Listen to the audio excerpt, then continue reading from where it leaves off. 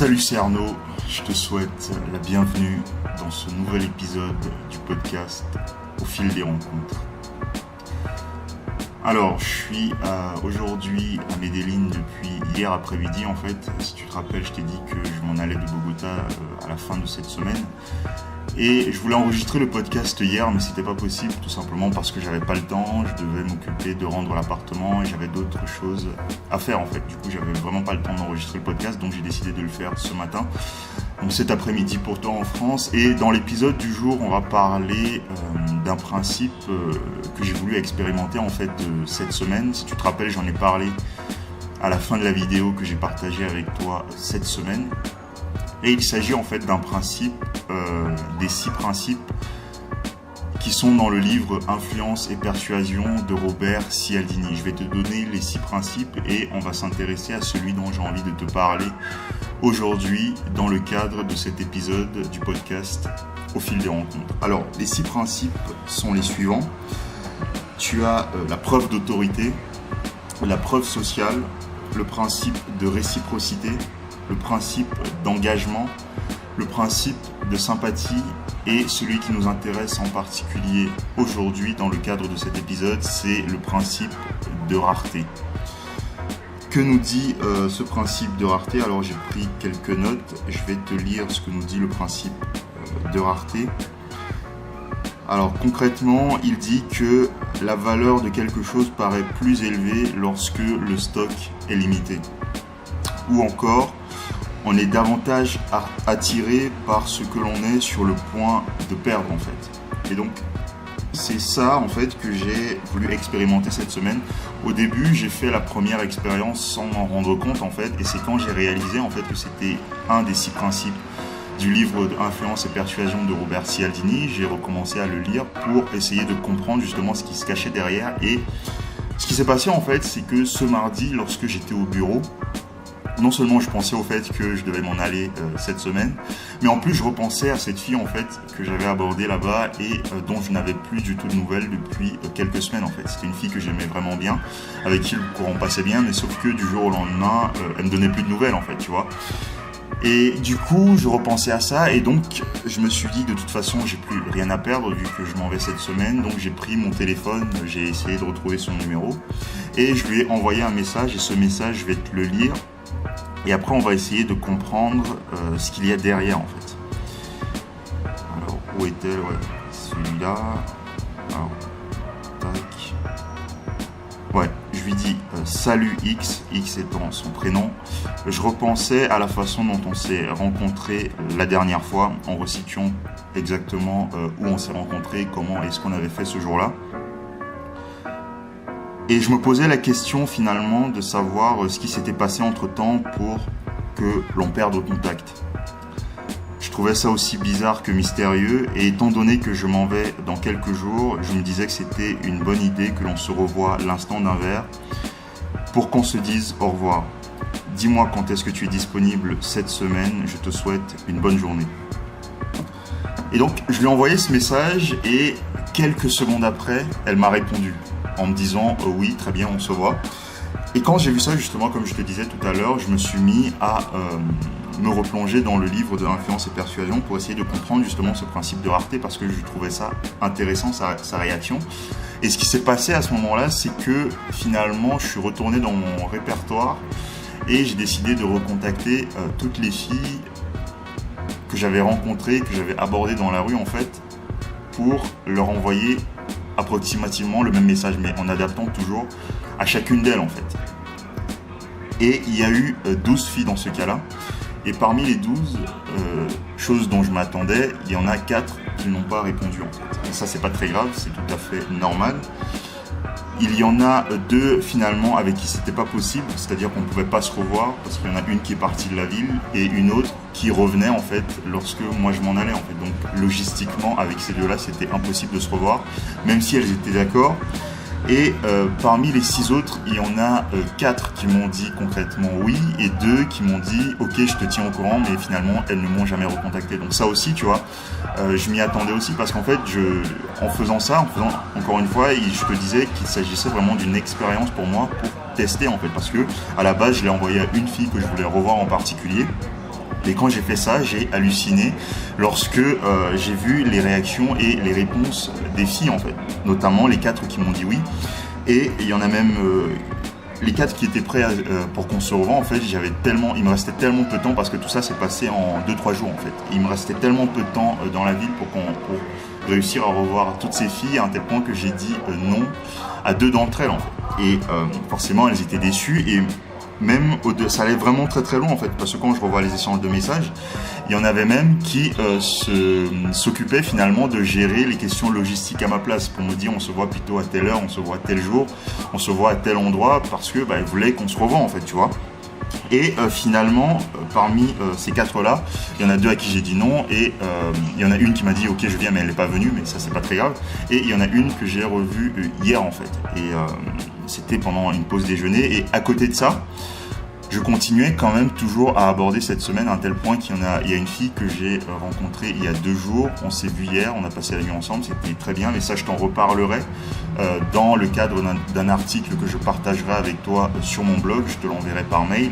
Donc si tu n'es pas inscrit à la lettre, je t'invite à t'inscrire à la lettre au fil des rencontres. Mais pour en revenir à ce principe de rareté, en fait c'est très très puissant parce que comme il dit en fait, on est plus attiré par ce que l'on est sur le point de perdre. Et ça, tu peux le remarquer finalement partout, quel que soit le contexte, quelle que soit la situation. Imagine par exemple que tu vas dans un magasin pour t'acheter quelque chose, je sais pas, un truc que tu as toujours voulu avoir, que tu as toujours voulu posséder. Et lorsque tu arrives dans ce magasin-là, on te dit malheureusement, il ne reste que 5 exemplaires de ce que toi tu as envie d'avoir, en fait, de ce que toi tu as envie d'acheter. Et lorsque le vendeur te dit ça, en plus il rajoute malheureusement les 5 exemplaires, ils sont déjà destinés à 5 consommateurs qui ont passé une commande en fait, tu vois. Et forcément, lorsqu'on te dit ça, lorsque tu apprends ça, tu es un peu déçu. Forcément, tu as un petit pincement au cœur parce que tu n'arriveras pas à avoir ce que tu veux vraiment. Tu n'arriveras pas à avoir ce que tu désires en fait. Et c'est ça que je trouvais vraiment puissant dans ce principe de rareté. C'est pour ça que j'ai voulu l'expérimenter avec ces filles-là. Et finalement, l'autre chose que j'ai pu remarquer, que j'ai pu observer, c'est que parmi celles qui n'ont même pas donné suite, en fait, c'était juste qu'elles n'étaient pas disponibles à ce moment-là, ou elles étaient occupées. Et donc, ce qui s'est passé à ce moment-là, c'est que l'on s'est dit que l'on garde contact et que lorsque je reviendrai ici, du coup à Bogota, je rentrerai à nouveau en contact avec elle en fait. Et donc je pense que c'est quelque chose que toi tu peux expérimenter, c'est quelque chose que toi tu peux tester si toi aussi tu voyages énormément, si toi aussi tu as l'habitude de voyager et de faire beaucoup de rencontres dans la rue en journée comme moi je fais en fait. Je pense que c'est quelque chose qui peut te sauver des rencontres entre guillemets. Parce que c'est un principe vraiment puissant, c'est un principe vraiment très intéressant qui marche concrètement en fait, qui a fait ses preuves. Et encore une fois, c'est quelque chose qui s'applique vraiment dans tous les contextes en fait. C'est quelque chose qui marche vraiment dans n'importe quelle situation à partir du moment où il y a quelqu'un qui veut quelque chose, mais la chose dont il veut, la chose qu'il désire, lui est inaccessible en fait. Et je pense que c'est aussi quelque chose que tu as dû vivre avec des filles que tu as dû aborder, des filles que tu as dû rencontrer. Tu étais tellement intéressé par elles, tu avais tellement envie de les revoir que finalement elles n'étaient pas forcément disponibles ou elles étaient sur le point de partir de ta ville en fait. Et donc forcément ça crée un manque, forcément ça crée une absence en fait. Et du coup tu le désires davantage en fait, tu désires davantage la fille, tu désires davantage cette chose que tu as envie d'obtenir, tu désires davantage cette chose que tu as envie d'avoir et ça crée beaucoup plus d'intérêt chez toi en fait, tu as beaucoup plus envie et donc c'est tout à fait normal en fait, c'est quelque chose qui marche vraiment chez tout le monde, on est tous des êtres humains et donc ce principe de rareté il marche pour tout et il marche vraiment pour tout le monde. C'est ça que je trouvais vraiment intéressant là-dedans, c'est pour ça que j'ai eu envie de l'expérimenter. Et donc si toi aussi tu voyages, moi ce que je te recommande de faire et que il y a des filles qui ne te donnent plus de nouvelles, il y a des filles que tu as abordées dans la rue mais qui n'ont pas forcément donné suite, c'est quelque chose que tu peux réutiliser. Et par ailleurs, par rapport au message aussi, c'est un truc que j'ai failli oublier, je pense que ce podcast il sera assez court parce que j'ai juste envie de partager cette expérience-là avec toi. Par ailleurs, par rapport au message que j'ai envoyé à ces filles-là, en fait, ce que je remarquais aussi, parce que comme je t'ai dit, j'ai adapté à chacune des filles, et parmi celles qui m'ont répondu, lorsque je recontextualisais en fait la façon dont on s'est rencontrés en redisant en fait ce qu'on avait fait à ce moment-là, je me suis arrangé en fait pour quelque part reparler d'un moment qu'on a passé et qui a été agréable pour elle en fait. Pourquoi? Parce que en faisant ça également, ce que tu fais, c'est que tu vas faire renaître une émotion chez la fille, tu vas faire renaître un sentiment qu'elle aura exprimé, qu'elle aura vécu avec toi lorsqu'elle t'a rencontré, lorsque vous vous êtes rencontrés en fait. Et le fait de le mentionner comme ça dans ton message ou dans ce que tu lui envoies pour la recontacter, ce qui va se passer à ce moment-là, c'est que lorsqu'elle va le lire, et c'est vraiment quelque chose qui marche pour tout le monde, ça marche pas juste pour les filles, c'est aussi quelque chose qui marche pour moi, dans le sens où lorsque quelqu'un te remémore finalement une aventure ou une expérience que tu as vécue avec elle, ce qui va se passer à ce moment-là, c'est que lorsque toi tu vas repenser à ce moment-là, lorsque tu vas lire finalement son message, tu vas repenser inconsciemment en fait aux émotions associées au moment que tu as passé avec la personne. Et si ces émotions elles étaient positives, forcément tu seras, ça va te plonger dans une bonne énergie en fait, ça va te mettre dans une bonne vibe, ça va te mettre de bonne humeur en fait, logiquement. Et donc en faisant ça, j'étais quelque part certain qu'il y avait certaines filles qui allaient me recontacter justement lorsqu'elle allait repenser à ce moment-là en particulier, et donc ça allait éveiller en elles les émotions positives qu'elles avaient expérimentées, qu'elles avaient vécues, qu'elles avaient exprimées lorsque on était ensemble au moment où je les ai abordées en fait, quel que soit ce que j'ai fait avec elles. Et je pense que ça aussi, ça a un impact finalement dans ce que tu vas dire à la fille lorsque tu vas la recontacter pour que vous vous voyez, ou lorsque tu vas tout simplement la recontacter après plusieurs jours, plusieurs semaines, voire plusieurs mois de silence finalement. Et c'est aussi quelque chose que je trouvais vraiment très intéressant, donc c'est un ingrédient quelque part que tu peux rajouter dans le message que tu peux envoyer à la fille pour la recontacter en fait. Et comme je te disais tout à l'heure, c'est quelque chose qui marche vraiment pour tout le monde. C'est-à-dire que on est des humains, on est des êtres émotionnels, et forcément lorsqu'on pense à quelque chose qui nous a procuré des bonnes émotions, ça ne peut que nous mettre dans une énergie positive. Et donc je pense que ça a aussi quelque part influencé le fait qu'elle m'ait répondu comme ça quasiment instantanément pour celles qui m'ont répondu. Et c'est pour ça que ça aboutit en quelque sorte pour celles que j'ai pu revoir. En l'occurrence, il y en a eu une seule. Et d'autre part, pour conclure sur cet épisode, comme je t'ai dit, ça allait être un épisode relativement court. Pardon, je regarde le temps justement. Parce que je voulais juste partager ça avec toi. Mais pour conclure par rapport à ça, là j'ai un trou de mémoire là. Je sais plus ce que je voulais te dire, mais bref, c'est pas grave. Je voulais juste te parler de ce principe de rareté finalement, parce que c'est un principe très intéressant.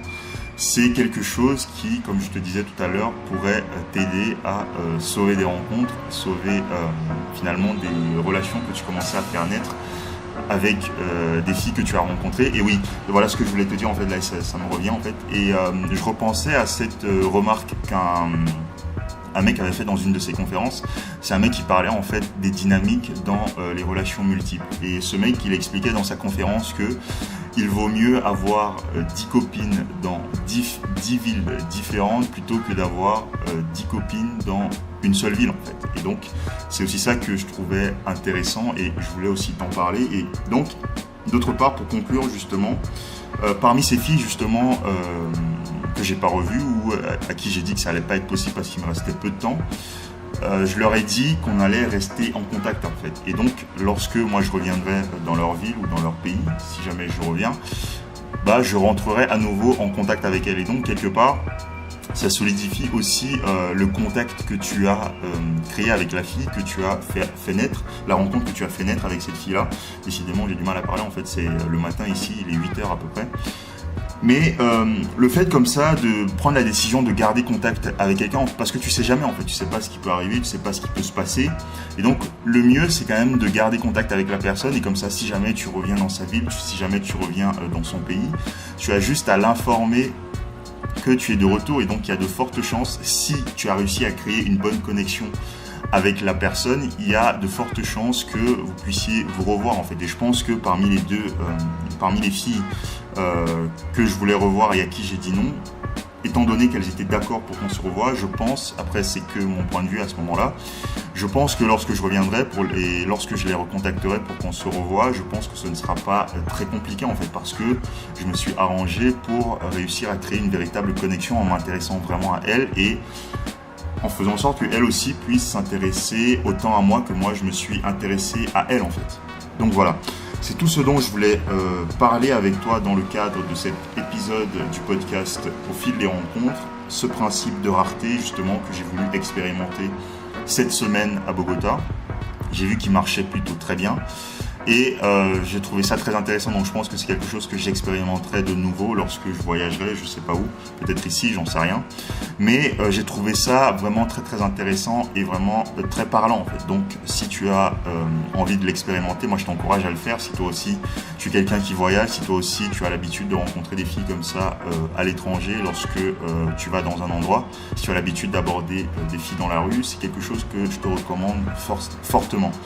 Bon, je vais en rester là parce que je remarque que j'ai du mal à parler, je suis encore très fatigué. Moi, je te dis à bientôt dans un prochain podcast, à bientôt dans une prochaine vidéo, notamment la semaine prochaine, parce qu'on va continuer à reparler de cette expérience que j'ai vécue la semaine dernière avec cette fille que j'avais abordée dans la rue. On va continuer à en reparler à la lumière du livre dont je te parlais déjà la semaine dernière, The Evolution of Desire. Donc, moi, je te donne rendez-vous la semaine prochaine pour la suite de cette expérience. À bientôt dans un prochain podcast et comme toujours, plus que jamais, je t'invite à garder le sourire au fil des rencontres. Salut!